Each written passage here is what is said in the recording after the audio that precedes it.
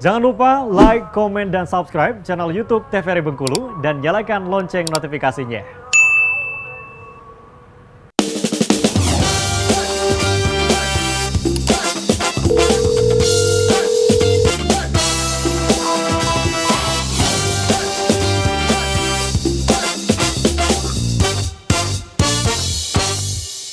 Terima kasih pemirsa dan masih setia bersama kami di Dokter Kito bersama Kito Sehat. Masih bersama Dr. Lisda dan juga Dr. Else.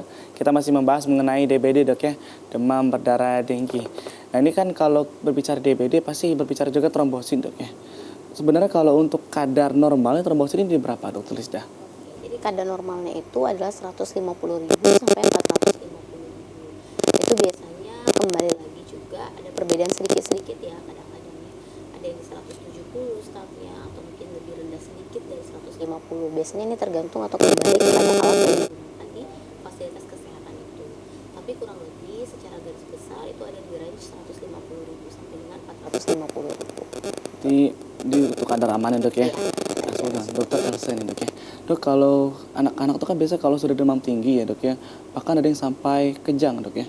Nah ada mitos mengatakan dok ya, atau fakta atau mitos ini dok ya, mengenai jangan dikasih air minum saat kesadaran yang menurun. Itu sebenarnya gimana dok?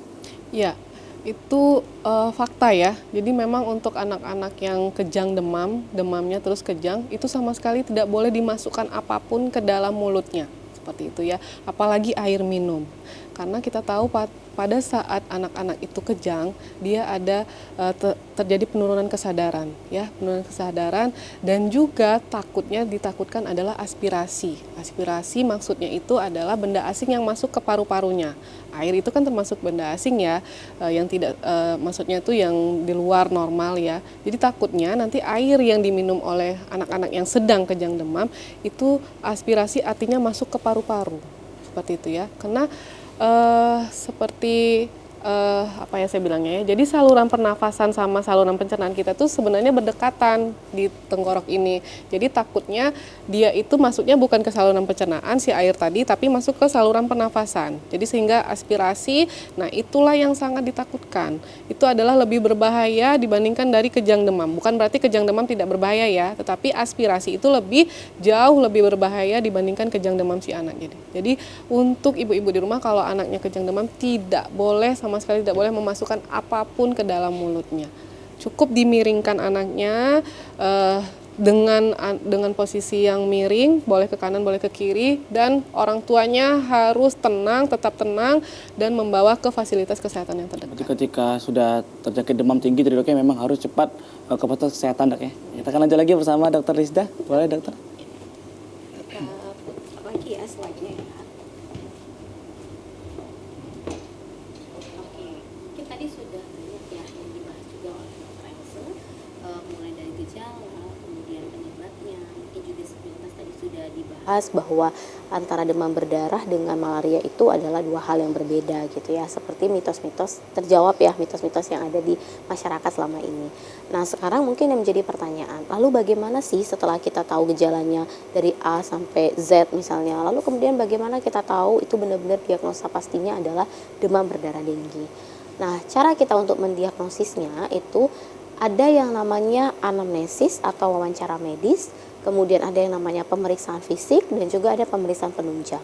Jadi pada prinsipnya sebenarnya para dokter yang ada di fasilitas kesehatan, baik yang tingkat pertama sampai dengan tingkat lanjutan gitu ya, itu akan memakai prinsip yang sama. Jadi kita akan melakukan wawancara medis terlebih dahulu, ini untuk menggali terkait dengan keluhan yang dialami oleh si pasien ini tadi. Keluhannya itu dari mana dok? Mungkin yang menjadi pertanyaan. Semua yang ada di paparan tadi ya, kayak mulai dari pola demamnya, itu hari keberapakah pasien datang, kemudian polanya seperti apa, naik turunkah seperti pelana kuda atau tidak, kemudian gejala penyertanya seperti apa, apakah ada gejala perdarahan atau tidak, dan banyak hal lainnya yang akan kita gali dari anamnesis. Nah, anamnesis atau wawancara medis ini pada prinsipnya adalah menggambarkan keluhan pasien yang sifatnya subjektif.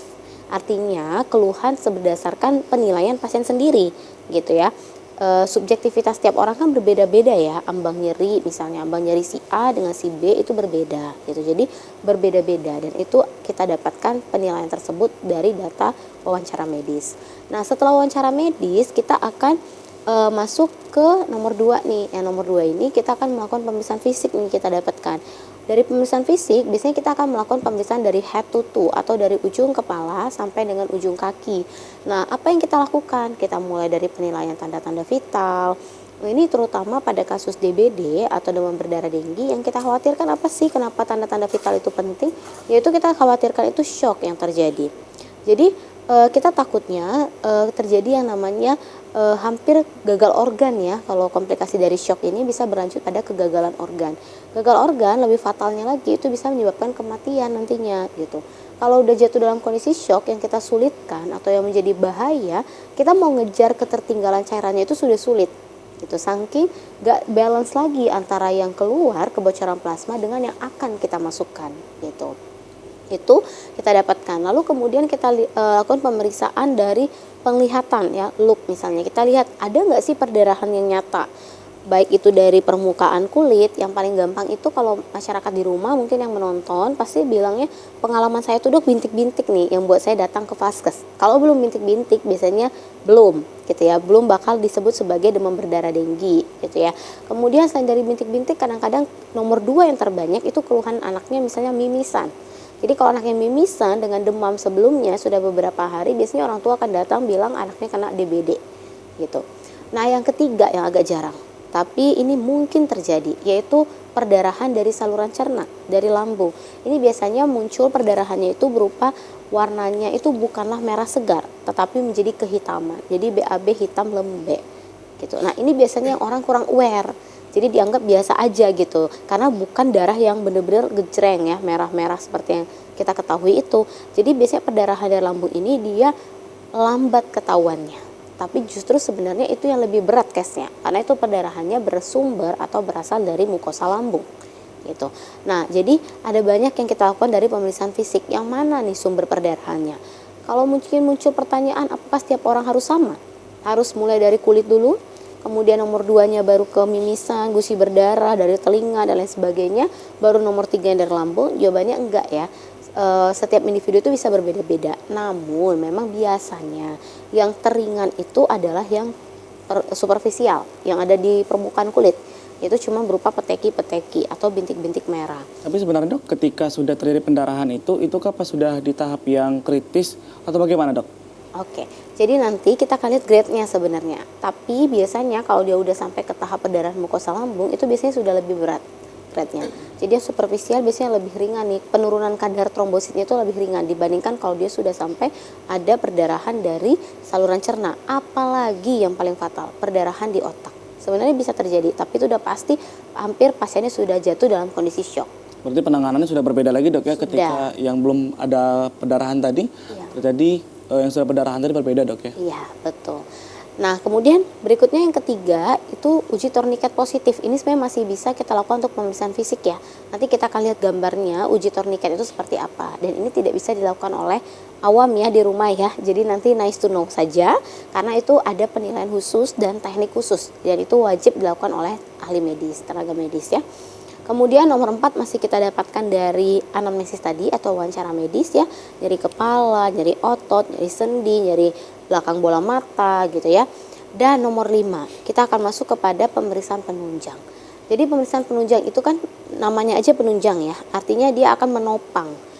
Ketika kita sudah tahu nih arahnya itu ke DBD nih kemungkinan. Lalu ingin kita perkuat dengan cara apa? Yaitu dengan melakukan tambahan pemeriksaan ya. Jadi pemeriksaan penunjang ini biasanya di step ketiga kita lakukan ya. Nah, apa saja yang kita lakukan terutama dari kadar yang paling sederhana yaitu pemeriksaan darah rutin dulu. Darah rutin itu ada hemoglobin, hematokrit, trombosit dan juga ada leukosit. Nah, yang menjadi penanda khas untuk demam berdarah denggi adalah kadar trombosit dan juga hematokritnya. Ini terutama menjadi pantauan kita gitu ya. Memang leukosit dan HB juga penting gitu ya. Nah, kenapa dua ini? Karena nanti di sini kita akan bisa bedakan apakah ini benar-benar demam denggi saja atau demam berdarah denggi. seperti yang sudah disinggung oleh Dokter Elsa tadi, kalau dia demam berdarah denggi, artinya pasti sudah ada yang namanya kebocoran plasma atau plasma leakage. Dari mana kita tahu? Selain dari keluhan, data pastinya atau data objektif, bukan subjektif lagi ya kalau kita berbicara pemeriksaan lab ya. Data objektifnya itu adalah kadar hematokrit meningkat lebih dari 20% dan kadar trombositnya turun. Jadi mereka berbalik ya. Hematokritnya makin naik, trombositnya makin turun. Turun dok ya? Ya, itu menjadi penanda adanya kebocoran plasma atau plasma leakage. Pada demam denggi, dia tidak ada peningkatan kadar hematokrit yang melonjak lebih dari 20% tadi. Memang ada penurunan kadar trombosit gitu, tapi tidak ada peningkatan. Jadi ini yang harus kita pantau gitu. Di samping memang hemoglobin dan leukosit juga menjadi perhatian kita gitu. Karena terkait terutama dengan perdarahan ya gitu. Nah, ini tes rampelit atau tes turniket tadi ya. Mungkin ini hanya nice to know saja. Jadi sebenarnya ini kita melakukan pemeriksaan. Kita memasang alat sphygmomanometer atau kalau orang awam mungkin kenalnya alat tensimeter ya. Kemudian di lengan, lalu kemudian kita pumping ya, kita pompa. Kemudian setelah itu kita tunggu kurang lebih 5 menit ya. Nanti akan kita lingkari dan kita akan hitung bintik-bintik yang ada merah ini. Makanya untuk pemirsa yang menonton nanti jangan pusing dulu ya, karena ini nggak harus dilakukan dan tidak usah dilakukan ya, karena ini harus dilakukan oleh tenaga medis ya. Kemudian ini hampir mirip ya seperti yang disampaikan oleh Dokter Elsa tadi. Ada banyak sebenarnya gejalanya gitu ya. Pertama tadi kayak demam tinggi, kemudian mual muntah, gejala perdarahan. Ingat, perdarahan itu dari mana saja sumbernya bisa ya. Jadi jangan berpatokan harus nunggu dulu bintik di tangan. Ternyata sebenarnya pasiennya udah tahapnya lebih serius, udah BAB hitam gitu ya. Kemudian nyeri belakang bola mata, ini termasuk salah satu patognomonis ya dari demam denggi, nyeri retroorbital itu ya. Kemudian nyeri dan pegel di sendi, ini hampir sama, di malaria pun akan kita temukan, di demam tifoid juga bisa kita temukan gitu ya, tidak terlalu patognomonis. Keluhan di saluran cerna, ini bisa iya, bisa tidak gitu ya. Jadi bisa pasiennya diare, bisa juga tidak gitu ya. Oke. Nah, ini tes atau pemeriksaan penunjang, ini pemeriksaan lab ya. Ini juga sebenarnya nice to know saja kalau untuk pemirsa yang lagi menonton acara kita hari ini, karena ini akan harus dilakukan di rumah sakit ya, dan interpretasi datanya harus dokter juga. Tidak bisa dok ya? Iya. Masyarakat awam langsung menginterpretasikannya sendiri dok ya? Jadi ini nice to know ya. Jadi ada namanya tes darah lengkap. Ini artinya di luar tes darah rutin yang saya sampaikan tadi ada beberapa seperti hitung jenis leukosit mungkin gitu ya, eritrosit dan beberapa pemeriksaan lab lainnya. Kemudian NS1. Nah, ini NS1 ini nanti setidaknya masyarakat terpapar ya dengan istilah ini gitu. Jadi ketika nanti mungkin menemukan case-nya di lapangan, dokter menyebutkan kita akan melakukan tes NS1 ya Bu ya. Setidaknya masyarakat yang menonton hari ini sudah ada pengetahuan ya, udah Gambaran ada dok ya, bekal. bakal ngapain. Iya, NS1 itu ternyata adalah tes untuk DBD gitu, dan itu dilakukan biasanya di hari 0 sampai 7. Jadi di hari-hari pertama deh, kalau pasien datang hari pertama, hari kedua, kalau mau melakukan tes itu biasanya kita lakukan NS1. Karena trombosit biasanya masih relatif mepet-mepet ya, artinya dempet-dempet ke 150 gitu. Jadi masih kayak aman gitu perasaan kita ya kalau di awal-awal hari pertama. Nah, NS1 yang bisa membuktikannya gitu. Jadi positifkah atau negatif. Jadi setidaknya masyarakat terpapar ya pemeriksaan di awal, di hari pertama sampai hari ke-7. Lalu ada tes antibodi ya, tes IgM ELISA dan juga tes HAI. Kalau ini kita benar-benar melakukannya harus di laboratorium ya, dan dokter spesialis patologi klinik yang akan menginterpretasikan untuk hasilnya ya.